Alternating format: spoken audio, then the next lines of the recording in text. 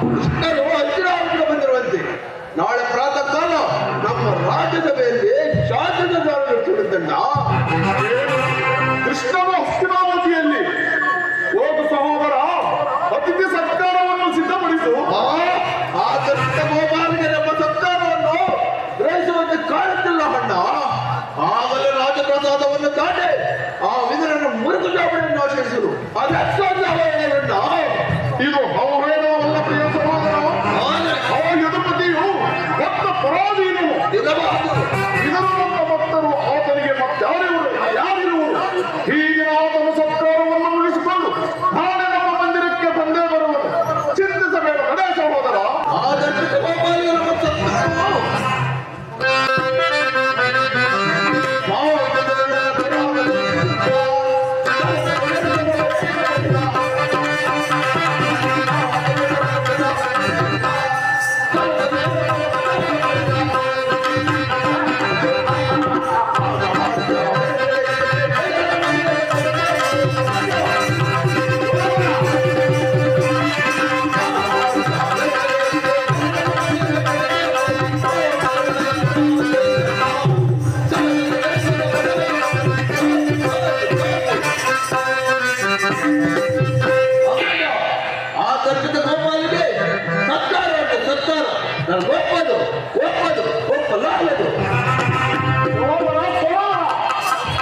ಹೊರಟೆ ಹೋದನಲ್ಲ ಕೋಡಿಯ ಮಾನ ನಮ್ಮ ತಮ್ಮನ ಕೋಡಿ ಸ್ವರೂಪವನ್ನು ಮನಗಜಗಳಿಗೆ ಚಿನ್ನರೇನು ಸಿಂಹಕ್ಕೆ ಸರಿಸಾಗಿದಲ್ಲ.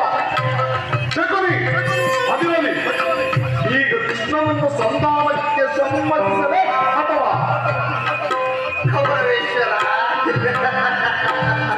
ಕೃಷ್ಣನು ಸಂಧಾನಕ್ಕಾಗಿ ಇಲ್ಲಿಗೆ ಬಂದವನಲ್ಲ.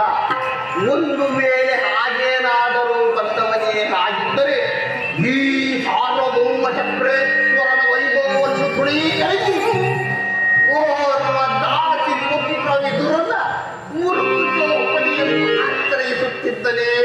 ಮೊದಲಿಗೆ ಸಹಿಸಲಾರದ ಅಪಮಾನ ಹೇಗೆ ಸಹಿಸುವೆ ಕೌರವೇಶ್ವರ? ಕೃಷ್ಣನ ಮೇಲೆ ನಿನಗೆ ಇಷ್ಟೊಂದು ದ್ವೇಷ? ಕೃಷ್ಣನು ಕ್ಷತ್ರಿಯ ಜಾತಿಯ ಕಳಂಕ ಸ್ವರೂಪನು. ಭರತವಂಶ ಕಾಲದಲ್ಲಿ ಕ್ಷತ್ರಿಯರ ನಿರ್ಮೂಲನೆಗೆಂದೇ ಅವತರಿಸಿರುವ ಆ ಕಳ್ಳ ಕೃಷ್ಣನು ಕಂಸ ಶಿಶುಪಾಲವನಿಗಳನ್ನು ಕಾರಣವಿಲ್ಲದೆ ಕೊಂದನು. ಅಷ್ಟೇಕೆ ನಿನ್ನ ಪ್ರಾಣಮಿತ್ರನಾದ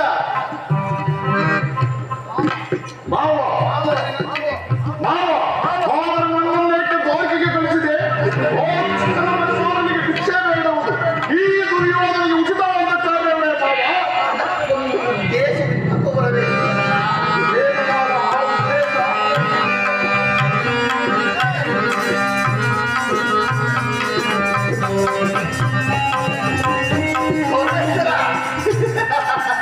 ಕಾಳ ಸರ್ಪದ ವಿಷದ ಹಲ್ಲನ್ನು ಚಿತ್ತ ಬಳಿಕ ಅದರೊಡನೆಯೇ ಸರಸ ಮಾಡಬಹುದಲ್ಲವೇ?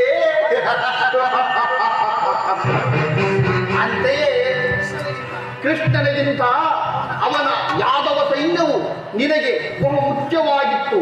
ಒಂದು ವೇಳೆ ಕೃಷ್ಣನೇನಾದರೂ ನಿನಗೆ ಕುರುಕ್ಷೇತ್ರದಲ್ಲಿ ನಿನ್ನ ಸಹಾಯಕ್ಕೆ ಬರುತ್ತೇನೆಂದು ತಿಳಿಸಿದರೆ, ಕೃಷ್ಣ ನಿನ್ನ ಸಹಾಯ ನನಗೆ ಬೇಕಿಲ್ಲ, ನಿನ್ನ ಆ ಯದುವಂಶದ ಸಹಾಯ ಮಾತ್ರ ಸಾಕೆನ್ನಬೇಕಾಗಿತ್ತು. ಆದರೆ ಈ ಉಭಯ ಸಂಕಟದಿಂದ ಆ ಮಧ್ಯಮ ಪಾಂಡವ ಅರ್ಜುನನು ನಿನ್ನನ್ನು ಉದ್ಧಾರ ಮಾಡಿದನು. ಮಾವ, ಕೃಷ್ಣನು ನೀನು ಹೇಳುವಂತ ವಂಚಕನೇ ಇರಬಹುದು. ಆದರೆ ಆ ಕೃಷ್ಣನ ಮೇಲೆ ದ್ವೇಷದಿಂದ ಆ ಪಾಂಡವರನ್ನು ಬೇಕಾಗುವುದಲ್ಲ.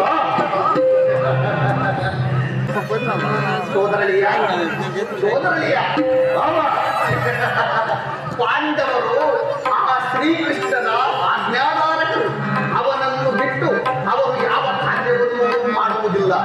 ಒಂದು ವೇಳೆ ಸೋದರನ ವಾತ್ಸಲ್ಯಕ್ಕೆ ಅಡಿಯಾಗಿ ನೀನು ಸಂಧಾನಕ್ಕೆ ಸಮ್ಮತಿಸಿದ್ದೇ ಆದರೆ ನಿನ್ನ ವಿನಾಶಕ್ಕೆ ನೀನೇ ಅಲ್ಲವಯ್ಯ. ಪಗ ಕಡೆಯ ಆಟದಲ್ಲಿ ಸೋತಾಗಲೇ ಪಾಂಡವರು ರಾಜ್ಯದ ಮೇಲಿಂದ ಹಕ್ಕನ್ನು ಕಳೆದುಕೊಂಡರು. ಮತ್ತೆ ಅದನ್ನು ಪಡೆದುಕೊಳ್ಳಬೇಕೆಂದರೆ ಆ ಕುರುಕ್ಷೇತ್ರದ ಮಹಾಸಂಗ್ರಾಮ ಹೋರಾಡಿ ಪಡೆಯಬೇಕೇ ವಿನ ಈ ತರಹದ ದೇಹಿ ಎನ್ನುವ ದೈನ ವೃತ್ತಿ ಏಕೆ? ಸರಿಯಾಗಿ ಹೇಳಿದೆ ಸೋಮಲ ರಾಜ. ನಿನ್ನ ಸಮಯ ಯುದ್ಧದ ಹೊರತಾಗಿ ಆ ಪಾಂಡವರಿಗೆ ಸೂರ್ಯಮಣಿಯಷ್ಟು ಜಾಗವನ್ನು ಕೊಡುವುದಿಲ್ಲ.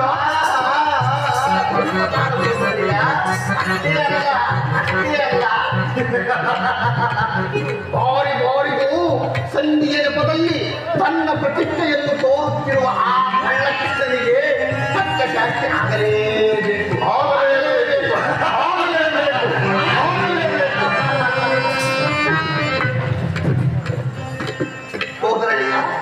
ಸೋದರಳಿಯ ಈ ವಿಷಯವಾಗಿ ನನ್ನದೊಂದು ಸಣ್ಣ ಸಲಹೆ ಇತ್ತು. ಏನು ಮಾವ ಮಾವನಿಂದ ಸಲಹೆ?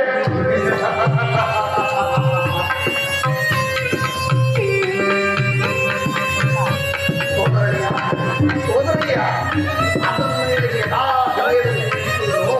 ನಡೆ ಕೌರವೇಶ್ವರ, ಚಲದಂಗಮಲ್ಲ ಕೌರವೇಶ್ವರ, ನಡೆ. ನಿನ್ನ ಸಲಹೆ ಹೊರತಾಗಿ ನಾವು ಯಾವ ಕಾರ್ಯವನ್ನು ಮಾಡುವುದಿಲ್ಲ ಮಾವ. ಆಗಿನಾಗಲಿ ನಡಿ ಕೌರವೇಶ್ವರ, ಚಲದಂಗಮಲ್ಲ ಕೌರವೇಶ್ವರ, ನಡೆ ಕುಂಟೇಶ್ವರ, ನಡೆ ನಡೆ ನಡೆ ಕುರುಕುಲದ ರಥದಲ್ಲಿ ನೀನಾಗುವೆ ರಣರಂಗದಲ್ಲಿ ನರಬಲಿ.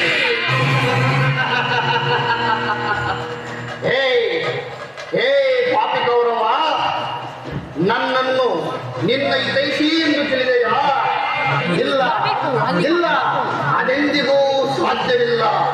ನಾನೆಂದಿಗೆ ನಿಮ್ಮಪ್ಪನ ಮನೆಗೆ ಕಾಲಿಟ್ಟನೋ ಅದು ಕಾಗೆ ಒಕ್ಕ ಗೂಡ ಆಯಿತು, ಮಾರಿ ಒಕ್ಕ ಬೀಡ ಆಯಿತು.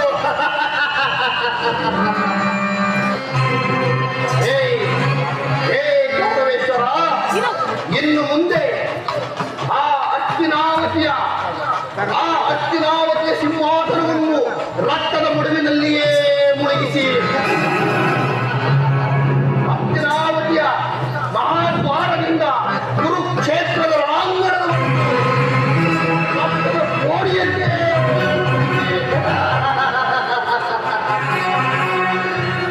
ನಿನ್ನ ಮುದ್ದು ಪತ್ನಿ ಬಾನಾಮತಿಯು ಮಂಡೆಗೆದರಿ ಮುಂದೆಯಾಗಿ ನಿನ್ನ ಮೃತದೇಹದ ಮೇಲೆ ಅಲ್ಲಿಯ ತನಕ ಈ ಕಪಟ ದ್ಯೂತ ವಿದ್ಯಾ ವಿಚಾರ ಶಿವನಿಗೆ ಎಲ್ಲಿನ ಶಾಂತಿ, ಇನ್ನೆಲ್ಲ ನೆಮ್ಮದಿ, ಇನ್ನೆಲ್ಲ ಶಾಂತಿ. ಶಕುನಿ ಎಂಬ ಮೂರಕ್ಷರದ ಪದದಲ್ಲಿ ಮಧ್ಯದಲ್ಲಿರುವ ಹೂ ಅಕ್ಷರವನ್ನು ತೆಗೆದರೆ ಉಳಿಯುವುದು ಶನಿ. ಶನಿ ಹೌದು, ಆ ಕುರುವಂಶದ ನಿರ್ನಾಮಕ್ಕೆ ಅವತರಿಸಿರುವ ಆ ಶನಿ ನಾನೇ, ಆ ಶಕುನಿ ನಾನೇ. ಶಪಥವನ್ನು ಕೈಗೊಂಡೆನ.